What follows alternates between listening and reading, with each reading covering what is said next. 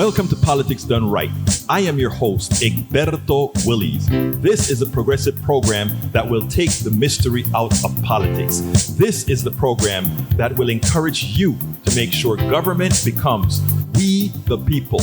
Whether you are liberal, progressive, conservative, or otherwise, you get to air your point of view.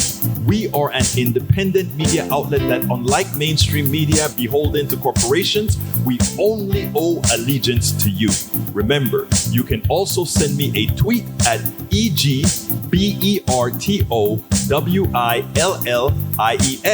That is at Egberto Willies. Let us engage. It is Politics Done Right. Welcome to Politics Done Right from the studios of KPFT 90.1 FM, Houston, your community radio station. We have a great program for you today. But you know what, folks? It is packed. Lawyer author Catherine Pugh provides a necessary take on the Will Smith slap. I know it's overdone, but this is real. Our nuclear past comes back to haunt, maybe. Scarborough, his GOP repentance, that's on board. But we're also going to talk about an inconvenient truth about drugs at the border. We don't make drugs. It's just a capitalist thing, man. It is folks saying, we can do it. And folks, last but not least, we have Marilyn Morrow, senator from Michigan. But you know what we say? Let's get busy. Joe Scarborough had a confession today about conservatism within the Republican Party and what the Republican Party, what we know, have always represented. But somehow they have always tried to say, you guys are just playing that card. You guys are just playing that card. Well, Joe Scarborough took the scab off. And remember, this is conservative, former Republican Joe Scarborough. Yes, we know that over the years, he has, to many, become a bit more progressive, but I don't consider him a progressive. I still consider him very conservative. But listen to this, because I think this is going to blow quite a few people's minds when they listen to it. Check it out. Over the past 6 years, the two things that have disturbed me the most have been the right's positions on race and my own churches, the evangelical churches' posture towards Trumpism and some of the things we've seen.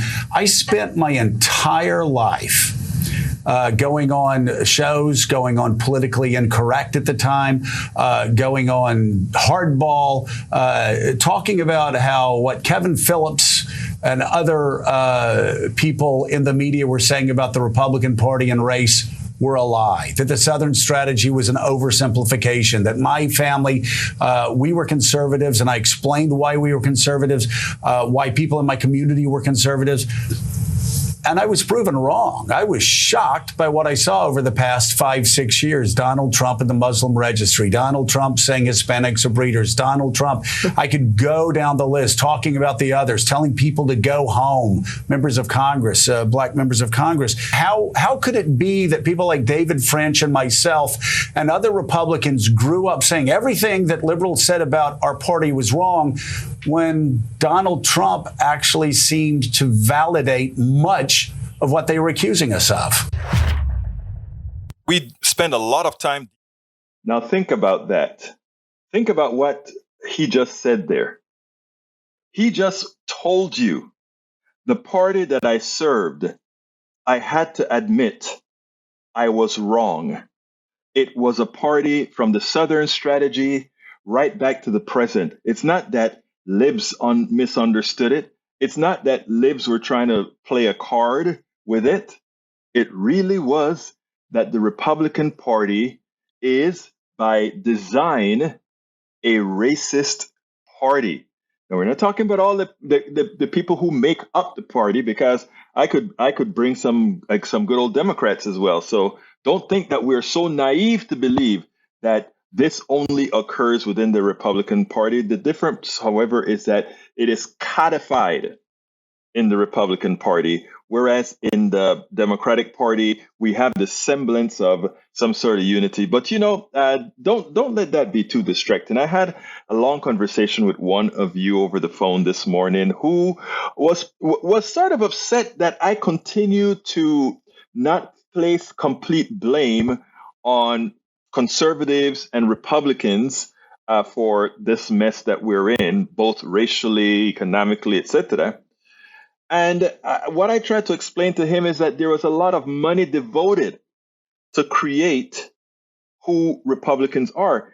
I would be remiss if I don't remind folks that back in the 60s, some of the folks who really helped the civil rights bills get through Congress were in fact Republicans. And the truth of the matter is that there were some Democrats who then became the Dixiecrats, who then became Republicans, a complete switcheroo that occurred.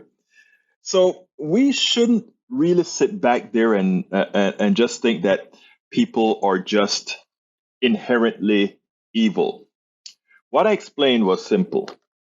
What I told him was, there's a lot of money that's been devoted to convince many to think the way they do. And there's also progressive Democrats. Too often we don't invest the time in not pleading our case, because it's not just about pleading your case. It's about familiarity. It is about making folks understand that you're in the same boat, you believe you're in the same boat. It's about not allowing them to see you as a stranger. And people say, well, there are some people out there that are just racist. Yes, there are some. We're not going to change everybody. We're not going to change everybody in a party. Like I said, if you come to the Democratic Party, and I've given you guys a story about being at Netroots, the biggest liberal blogging convention there is, and still being marginalized because of my hue. I've told that story. So it is important for us as progressives. Remember, the progressive side, 50 plus 1 isn't enough, which is what I was talking to our good member here. 50 plus 1 is not enough. We don't have the luxury, because of the way we are distributed in this country, to simply win with a 50 plus 1 strategy. We always have to win with a super majority strategy. Otherwise, we give the mansions of the world, who are in the stalls of the plutocracy as well, the ability to change who we are, or what ability to change what we are going to do, or what we need to do to move the progressive movement forward, to ensure that people are treated humanely, to ensure that people have the things that they need, from healthcare to childcare to family leave to student debt relief, all of that. So it's a good start that El Señor Joe Scarborough has admitted that reality, that codified within the Republican Party is a degree of implicit racism in code. And in accepting that and bringing that forth to many others, it may open the eyes. A conservative who left the party saw how things really are, and he decided to do something. Next question then is, for my conservative listeners, for my Republican listeners, are you willing to stay in your party? And I'm not telling you to leave your party, but are you willing to stay in your party, change it, and do what's right? And in the next few election cycles, vote for democracy, which in this case means ensuring you don't vote for absolutely any Republicans. Because at this point, until that party atones, until that party uncodifies its evil, no one who has morals should vote for anyone pertaining to the Republican Party. Recently, Michigan State Senator Mallory McMahan gave a hell of a speech after a Republican senator, in a fundraising newsletter, implied that she was some sort of, she wanted to allow kindergartners to be sexualized, or they were grooming them to be sexualized, etc. I mean, it is a position that the Republicans have been trying to put in the ethos to scare white women from voting, for white women with children in schools to use it as a wedge issue they believe worked in Virginia to win these elections. Actually, the governor eked it out in Virginia, right? Well, this woman gave a hell. This state senator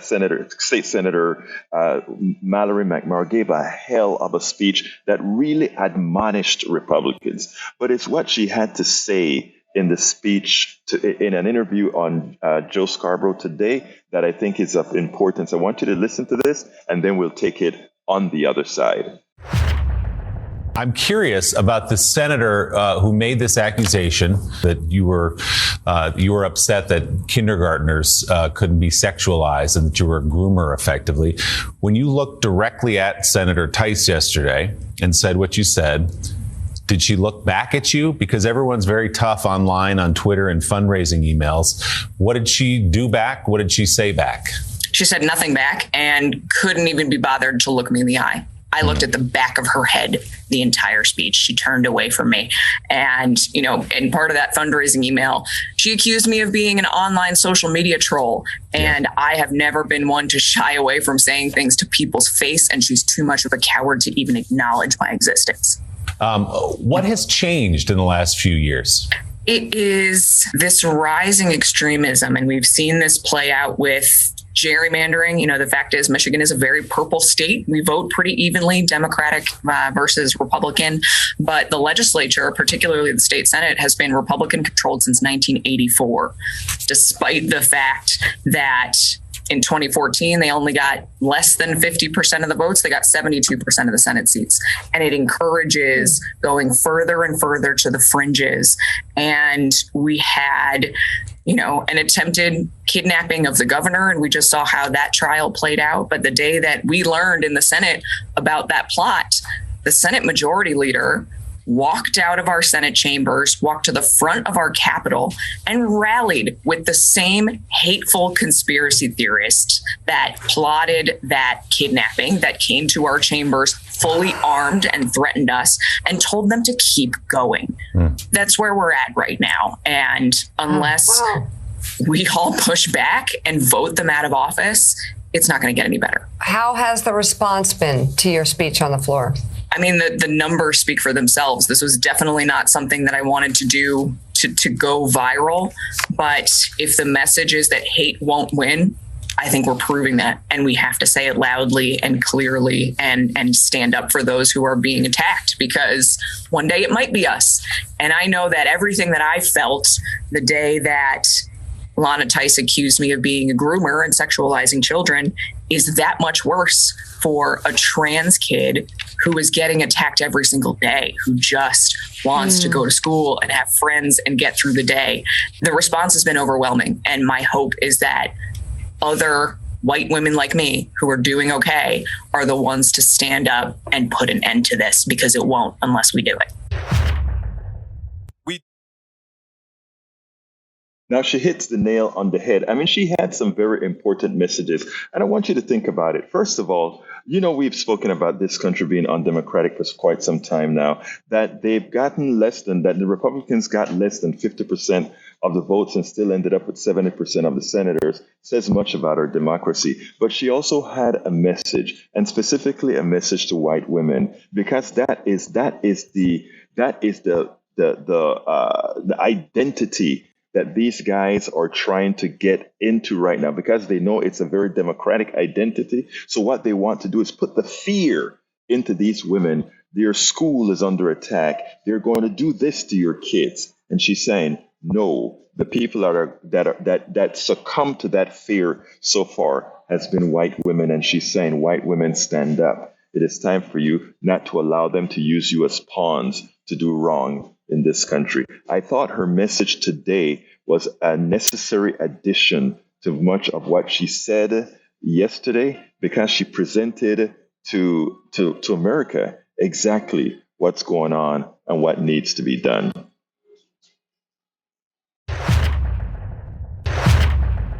Bruce says it's not a bad idea. That is how drugs sneak in, not across the river. We just need to think this out like it was thought out for the air passengers. I love you, Bruce, but I beg to differ in this regard. I don't know if you were here when I gave the story about Panama. The problem isn't on the supply side. The problem is on the demand side. America demands drugs. Okay? If you want to solve the problem at the border with drugs, stop Americans from wanting drugs. We love our drugs. We love our marijuana. We love our coke. We love our amphetamines. We love all of that. In fact, we love it so much that we have a legal sector and an illegal sector. We have the legal sector selling drugs that are more dangerous than the ones coming over from Mexico.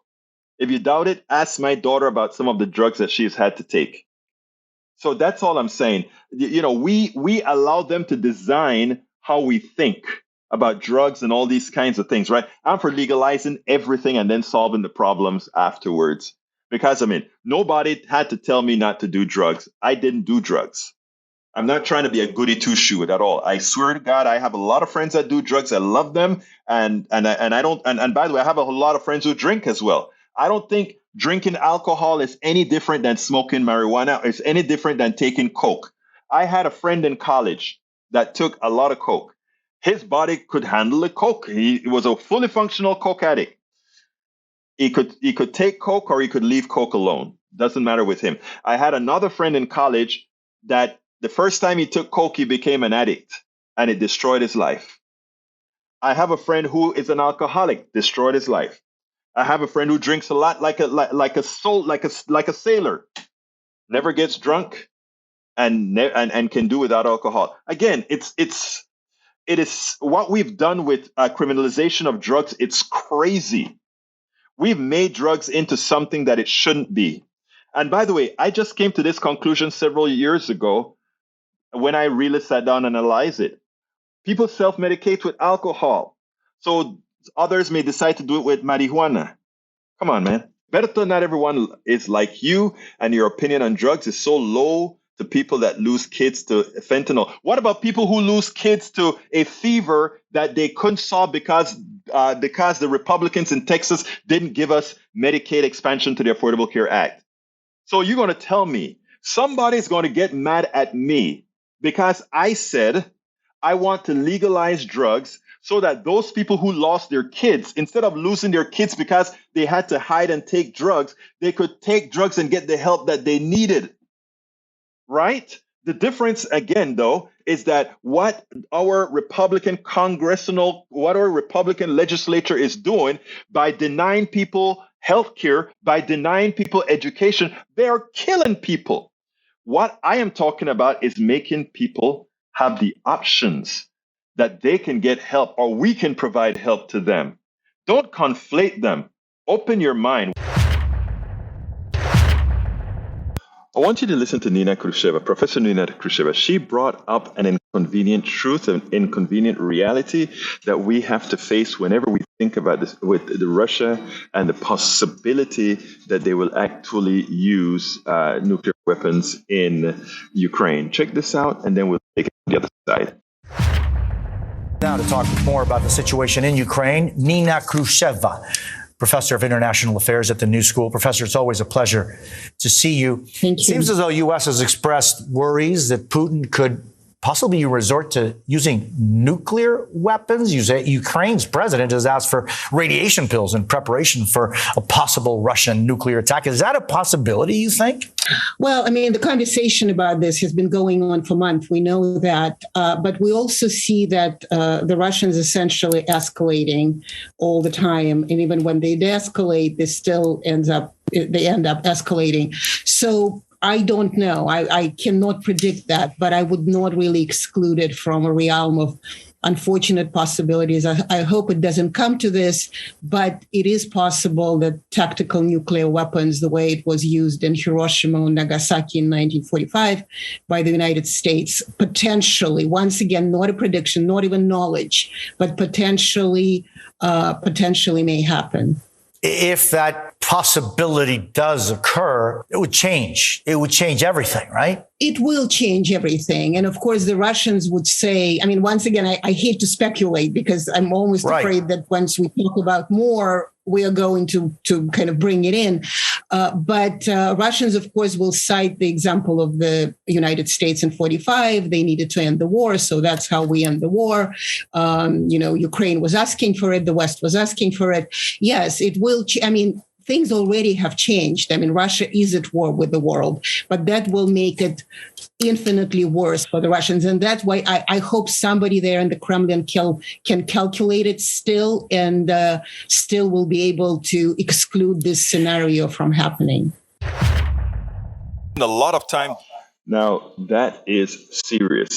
In other words, the Russian can actually cite us as the reason and the rationale for actually using atomic weapons. Now, look, there are a lot of things that the Russians are going to put out to the world, and in fact, in discussions that we don't hear in the United States, I've seen them on TV in India, I've seen them on TV in Pakistan and other places where American professors are over there as guests, and these learned people overseas would remind a lot of these professors of several things, right? They would remind them of the invasion of Panama, where there were thousands of Panamanians killed innocent Panamanians killed because America wanted to get their man, Manuel Antonio Noriega. They will remind us of when the United States invaded Iraq, and they would say, the United States, yes, they were going to take care of the military, but in the process to knock a whole lot of things out, did they sacrifice a lot of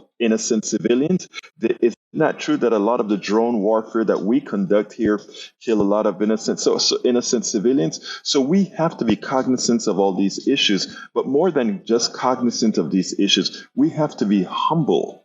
We have to realize that while we may think we're right about certain things and it justify us killing, some innocent people in the process, when you look at Russia will turn all those things against us. Are we like Russia? Are we as evil as is Russia? No, we're not.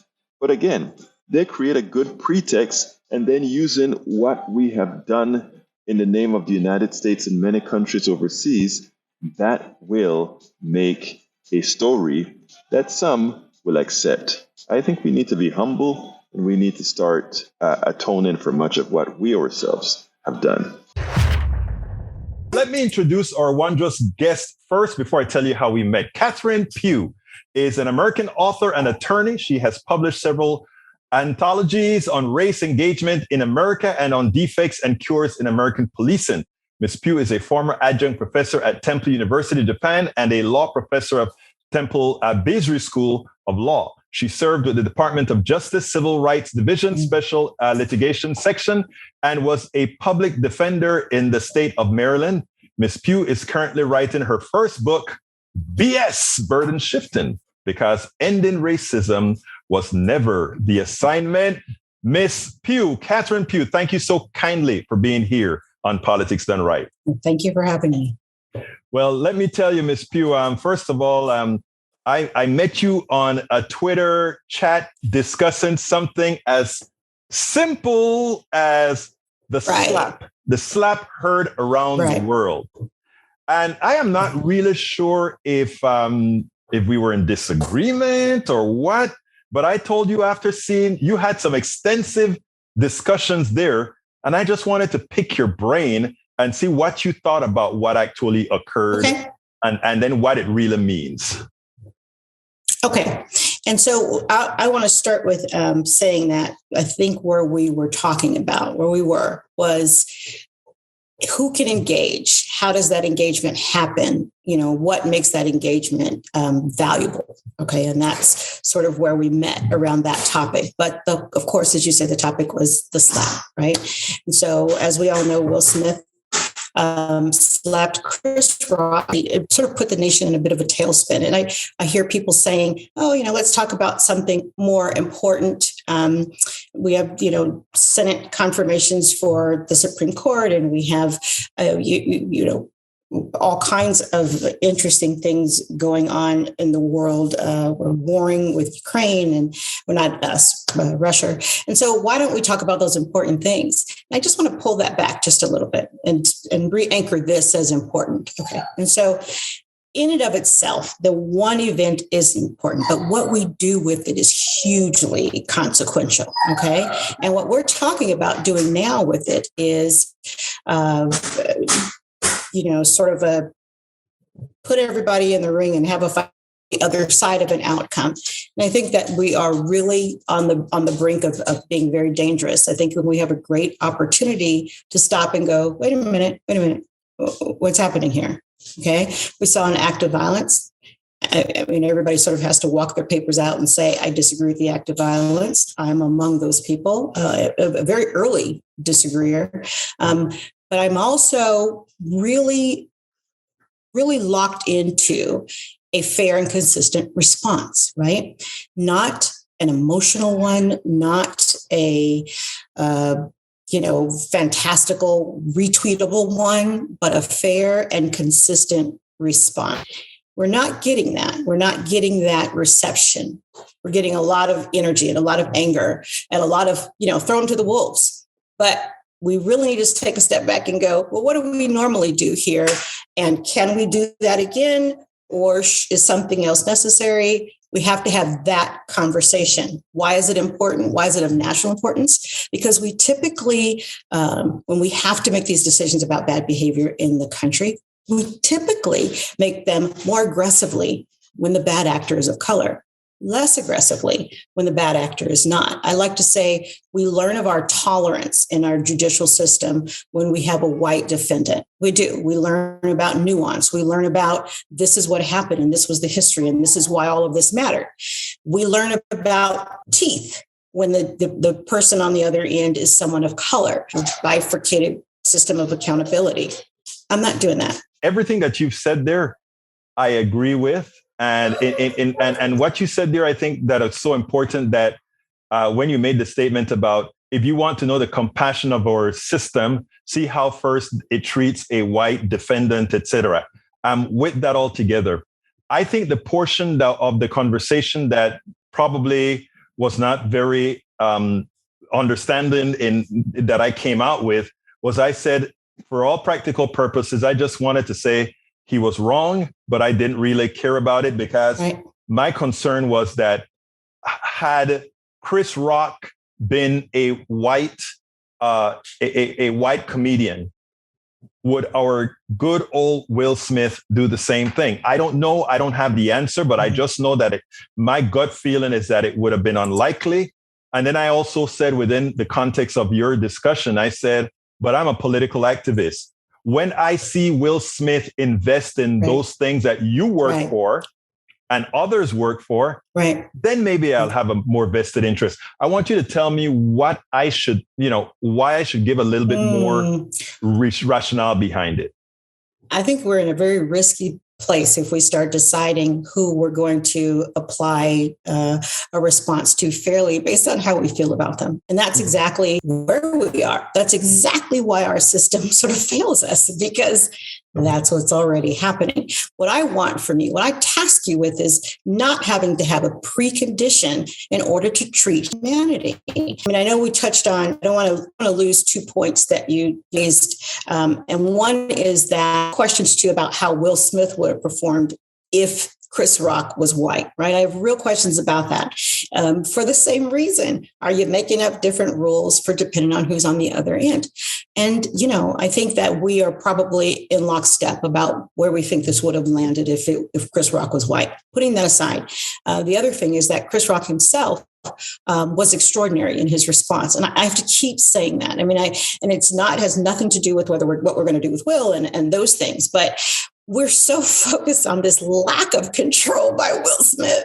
No one is looking at this Herculean effort by Chris Rock. I'm going to tell you something. I need you to count how been slapped. Not just slapped, not just in a room, but in front of all the world, so to speak. And just held it together. We're talking about all of it, right? We're talking about the spectrum. I am glad that you centralized on Chris Rock.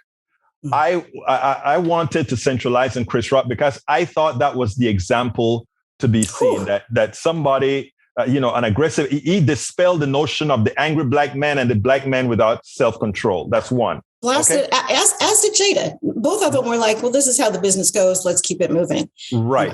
And number two, here we have the Oscar, the first time put on by a black producer, as I understand, black writers, etc. And we have a Will Smith that couldn't control his emotions. And you follow what you see where I'm going. It is of all the times you look to misbehave is at that point in time.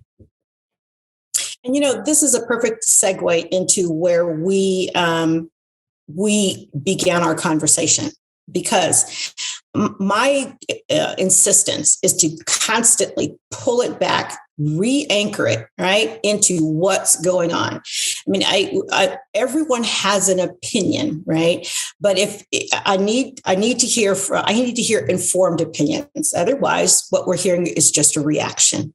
And so all of the reactions were sort of explosive and extreme. And I'm really uncomfortable with how comfortable we are at looking at the whole thing and picking out the fantastical, the bombastic, right? And that being the narrative. And so I'm pulling it back every time. I'm pulling it back when we talk about Will Smith over Chris Rock. I'm pulling it back when we talk about expulsion over, precedent.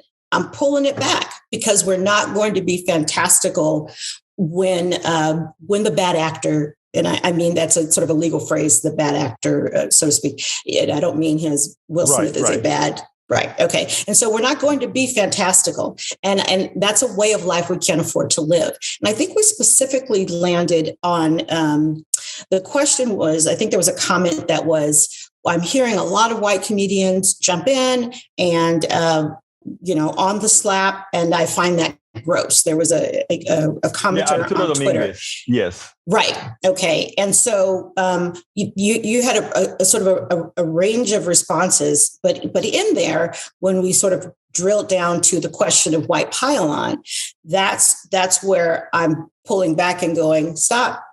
I'd really like us to do this the normal way. Right. And so when we talk about white pile-on, why is that a problem? Historically, we have learned that, as I said, I think we have a very disparate system of accountability when it's a Black person or a person of color versus a white person. And invariably, all right, overwhelmingly, those systems of accountability are navigated, controlled, moved through white spaces. So I want to be careful not to say there can be no white participation. I'm going to insist on informed participation. And I'm going to say we very often find a combination of uninformed participation and bombastic participation when the focus is Black. And so we're finding that here. And those are the things I am saying. I think we need to stop and pay attention, because I think we're about to go off the rails when these are not new issues for the Oscars. They're not new issues for the Academy.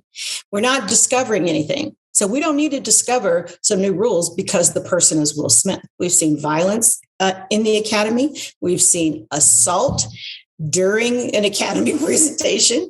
We've seen, a case of violence where, but for the intervention of 6 armed men, a woman would have been, I don't know what, I don't want to describe what I'm speaking of, oh my God, John Wayne. There was a point where John Wayne was back on the stage and there was a presenter he was very angry about. He was storming the stage. It took 6 people to bring him down. That person had to be walked off of the stage after, her comment, and protected by those people to keep from being physically harmed. We're not new about this. Let's not act brand new. Let's go back to precedent and see how we handle it. I guess, first of all, I have to tell you that You just told me things that I absolutely didn't know. I was just informed of all these. As you can see, I'm not the person that watches the Academy or the Oscars or anything. All I saw was somebody slap somebody. Right. So that is what it is. But now that I know that, I'm informed. As far as Right.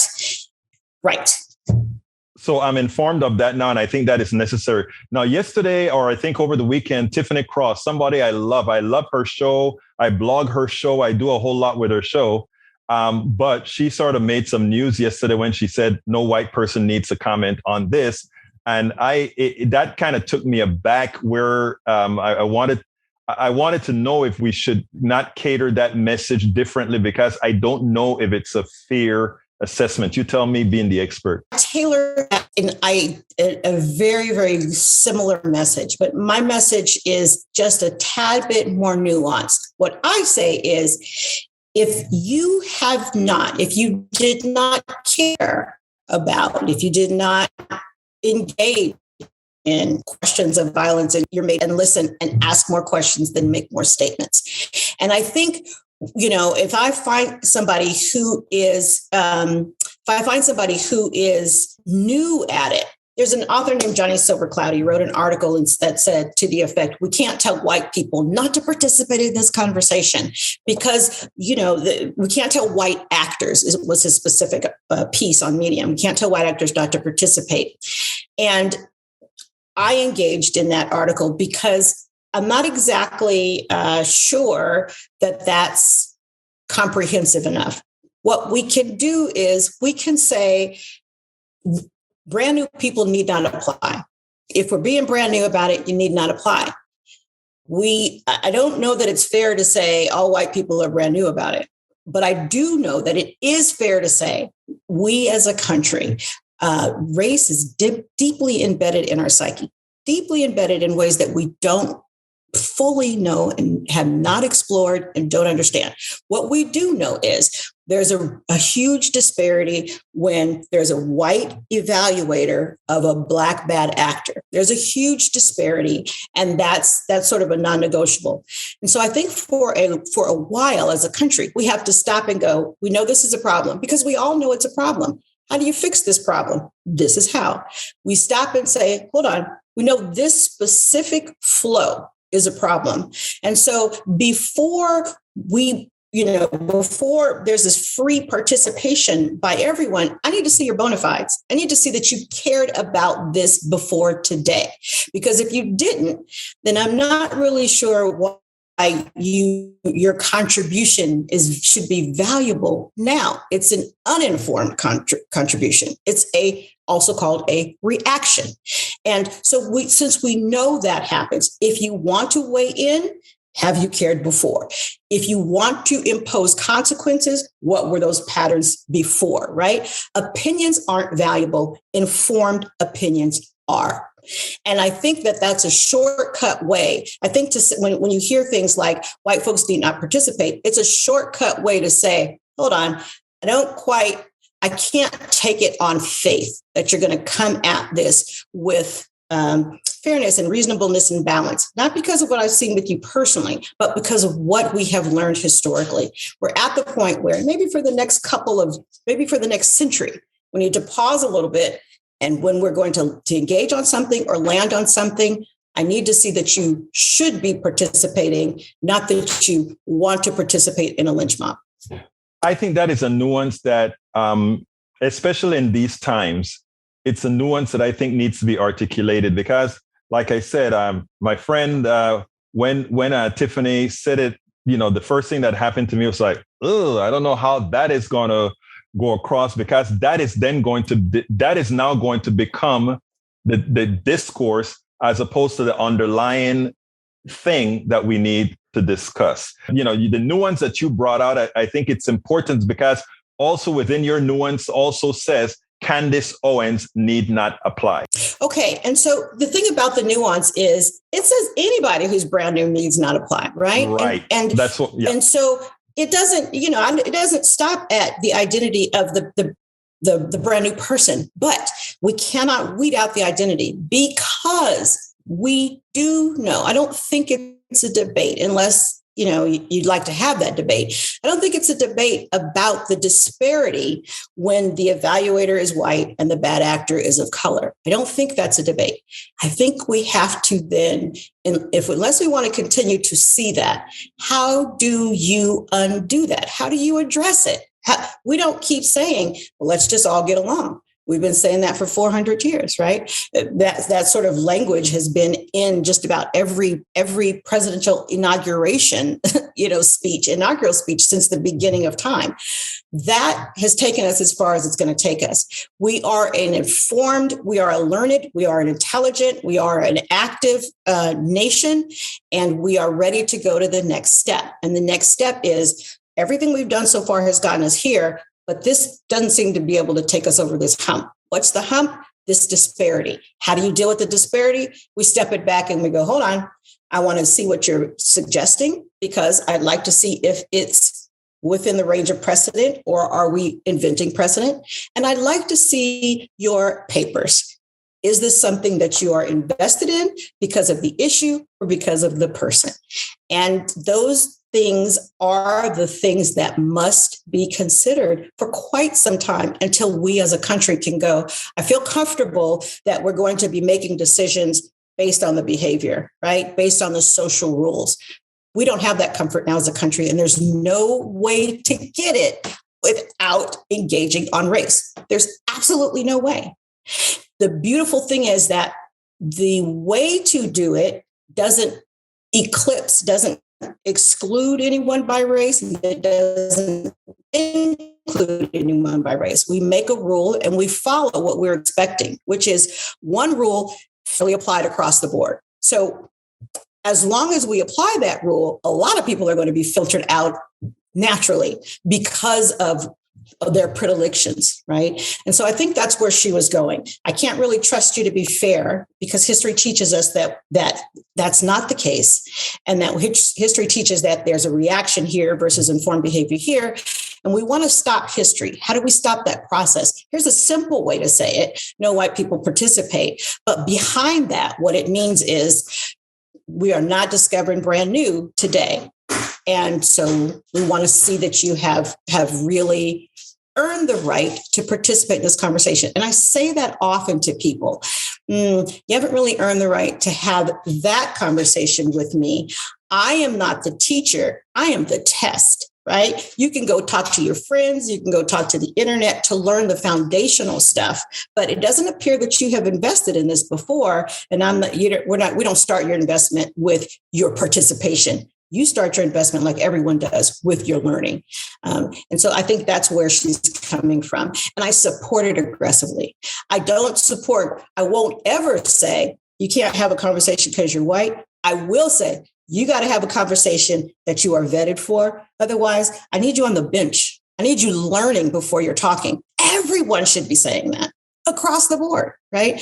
And so that is my understanding of the point. It's a simpler way to say it. It's also a more inflammatory way to say it, and it's an easy way to get derailed, which is why I don't say it. I'm not going to sort of chase not my monkey, not my circus. So I'm not going to chase extra issues, but I will back that one. I will back it and say, all right, if you like the explanation, here it is, right? Here is why. What are you teaching us about how this works? Are you asking me to go person by person to take you on faith, knowing what we know, to allow participation, to potentially have that skew the process at my risk because you want to participate without having earned that the right to do so? Now, if you just want to have a conversation and you want to blow it off, go do it over there. Don't come into this forum where we're looking to move something forward so that you can vent. And an opinion is not valuable, and an informed opinion is. Ms. Pugh, and that is the reason that I wanted you on the program. Thank you. And I appreciate that, because let me give you an example with the Academy, okay? So with the Academy, you have Bill Cosby, right? And Bill Cosby was convicted in April of 2018 of sexual assault of a woman, a specific woman. And then April 2018, he was convicted. May 2018, he was ejected from the Academy, right? At the same time, on the same day, in the same action, the Academy also ejected Roman Polanski. Roman Polanski, however, had committed his acts, not just years. 1977 is when he was originally charged. 1978, right, is when he entered a plea he had 6 counts, 5 were dismissed in a plea bargain. Roman Polanski, when he became aware that perhaps that the judge who agreed to the plea, the sort of the conditions of the plea, they're not bound. They're just sort of judges are just sort of informed, and they don't really have to be locked in. When Mr. Polanski became aware that the judge was not going to adhere to that, boom, he was gone. He got on a plane to London and eventually ended up in France, right? And so that case is actually still not resolved, but he remained a member of the Academy. Not just did he remain a member, he won. He won while he was on the lam. He won while he was in the wind, right? And so nothing changed with Roman Polanski from the time Bill Cosby's acts were in 2004, okay? And so nothing changed from 77 to 2004, nothing changed from 2004 to 2018. But what did happen was a brother committed the act. Now, you know what Roman Polanski did? Roman Polanski drugged and raped a 13-year-old child. Mm-hmm. Okay. And this is not an Olympic who's more, but we're not going to pretend that was a difficult call to make. Right. And so nothing happened in between those things. It's just that the Academy had discovered accountability, had discovered propriety and moral turpitude and right and wrong. And Bill had to go. Uh-oh. And so had to go. Yeah. There you go. So you get the teeth versus the tolerance. And there could be no stronger way to say, this is what happens. The Academy, thank you very much, said, we also do it. Oops, right? And so now we know, instead of just jumping in and do it again, let's slow down and say, what's the standard? What's the expected behavior? What's the range of consequences? Now let's apply them. And if you want to depart from that range, I need you to make that case out loud, right? If the departure is, it happened on the awards. Okay, well, I have it here. It happened on the awards too. I actually have multiple events that happened on the Academy during the Academy Awards. And so if that's the rule, then everyone needs to follow the rule and they all have to go. Are we okay with that? No. Well, then what's the difference? Is it violence, an assault? Well, I've got multiple examples of assault during the Academy, after the Academy. If that's the rule, absolutely. Will Smith has to go, and so does everyone else. Are we comfortable with that? All right. That's all we want. In fact, I'm not even landing on what I'd like to see happen. I yield the floor. Absolutely anything you can live with, I can live with too, right? As long as we're all living with it. I need the rule. I need it to be applied currently. And if you're going to apply it retroactively, if you're going to make a new rule, then it goes there forward, which means the act that triggered it doesn't count. If the act that triggered it counts, that means we can go backwards. We're going all the way backwards. Pick your poison. Whatever we do, I need you to understand we're going to have one rule. That's it. And that's what we should want for the nation. That's the nation that we've learned about as children. And this is the narrative that we needed when Twitter exploded. Yeah. This is the narrative that we needed. And I'm glad that you brought that up. And I'm glad that you checked my statement when I addressed Arturo Dominguez, because what that does is it lays a reason for the plan. And that's what I like to do. I mean, whenever you check something, you want to go out there and put it out there. Now, last thing, Ms. Pugh, what would you have liked me to ask you that I didn't? What's a great way for the Academy to wrap this up, right? And I thought about that a lot. And it's not my place to grow the rule. I'm not a neophyte on the issue, so I'm not just jumping in. But I do think that the Academy is facing an extraordinary opportunity to do right and to teach, right? And by that, I mean, let's stop right now. The Academy issued a statement back after Adam Kimmel was also ejected from the Academy for sexual impropriety. Harvey Weinstein, the Academy issued a statement then, and it said, and I'm going to read it. The Academy has a stated policy against abusive and indecent behavior. This was published in Variety. It was published in Variety. The Academy had a policy against abusive and indecent behavior. It takes all matters involving harassment, assault, or misconduct very seriously. That was years ago that it said it, long before this, right? The Academy hasn't actually done that, as we know. The Academy went on to say that we have an honor system and we rely on the integrity of members and blah, blah, blah, blah, blah. But what we do know about the Academy is it has only responded when folks have been outed. It has not proactively responded to anyone. And this would be another one with Will Smith. But this is a great opportunity for the Academy to go, yeah, I think we might be doing this wrong. Number one. Number two, this is an awesome opportunity for the Academy to evolve up, right? To raise the ceiling and not raise the floor. And by that, I mean, Will Smith is one of the things that I love about him. I think he needs to do it a little better, a little more sincerely, is that he's really big on self-reflection and introspection. Now, anybody can get up and pop somebody in the face on stage, knowing what he knows about the world and media is really not doing his self-work, right? But he does like that, to move that muscle. This is a great time to say, hold on for one sec. We've got a whole group of folks, and by that I mean specifically Black men, because Black women aren't having it for ourselves, but Black men are the one group in the country who, everyone else that gets to be stopped by the police, right? To an extent, Black women, but without exception, Black men. The police get to be trained. They're trained and they're armed, but they get to react out of fear. I shot you because I was afraid I was safe. As a Black man, you're a civilian. You have not been trained, but you must compose yourself with the kind of self-control we would like an armed, trained person to have, but doesn't. And so there is no safe way for Black men to feel, to fail, to cry, to need mental health, to fall over, any of those things. This is a great time to say, hey, you know what?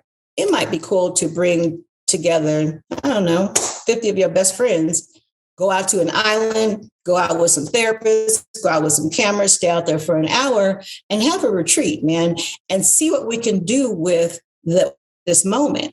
And the Academy could very well say, I'd love to be a part of that, right? Because you've already taken the consequence that we would take. But we want more than just to smack you on the hand. We want good people. The Academy could stop and go, oh gosh, we don't really have a policy about getting drunk before the show, about bringing alcohol to the show or whatever it is. They could look at those things. They could move proactively and in a way to say, we want to do better going forward.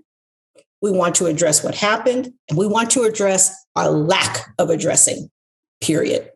And so I'd like to see, I think that'd be great for Smith too. I mean, he doesn't need to be at the red table. I think he needs to be out somewhere with a bunch of brothers, and they need to be having this conversation about what do you do when you're pissed, that kind of thing. I'd like to see, all we're talking about is we're angry at Smith. We're angry, he's let us down, and Chris was great, and blah, blah, blah. Well, how do we get out of this? How do we get out of this in a way that's not brand new, in a way where we're discovering bad behavior? How do we get out of this in a way that we're discovering people, the fallible nature of people, and we still want to be contributors to the greatness of the nation? That's what I'd like to figure out. That's what I'd like to have these conversations. What's the wildest thing we could do to move this? Right? We'd be talking about something else. If the Academy came out and said, right now, that was the craziest stuff I've ever seen. I've never seen anything that crazy.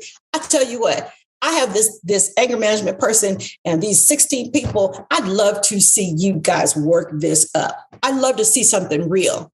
We'd be like, oh my God, we wouldn't be talking about the slap. We wouldn't. We don't have to be. And I don't think we should be. I think we can do better. Catherine Pugh, an American author and attorney. Thank you so kindly for having been on Politics Done Right. My thanks go to you, because these are conversations that we need to be having in a lot broader a way. So kudos to you for stopping and going, hold on, can we be missing something? Let's talk about it. So thank you. You can listen and or watch Politics Done Right Mondays through Fridays on Facebook Live at facebook.com/politicsdoneright or on YouTube Live at politicsdoneright.com/YouTube. Please do not forget to follow me on Twitter for updates. My Twitter handle is @Egberto Willies, @EGBERTOWILLIES. But don't you forget, listen to us live on air at KPFT 90.1 FM on Thursdays at noon and at Fridays at 11 a.m. all Central Time. Please get one of my several books out there. As I see it, Class Warfare, the only resort to right-wing doom, for a contribution of $120. It's worth it. How to talk to your right-wing relatives, friends, and neighbors for a contribution of $120. How to make America utopia, take away the economy from those who rigged it, for a pledge of $120. Get any 2 of those books for $200, any 3 of those books for $250. The contributions for my books go directly to support our station, KPFT 90.1 FM.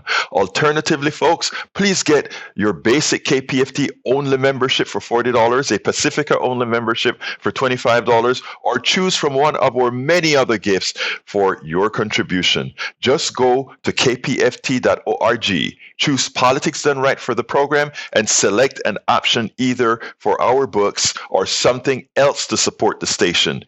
It is definitely worth it. Please remember to keep your community radio station in your minds. Keep KPFT on your mind. Talk about it. Tell your friends about it. Tell them you know about this station in town, 90.1 FM Houston, that needs your support. That is there to provide that nourishment that we need. KPFT 90.1 FM Houston. Well, folks, that's it for today. You know how I'm going to end this baby. My name is Egberto Willies. This is Politics Done Right. And you know how I end this baby. I am what? Out.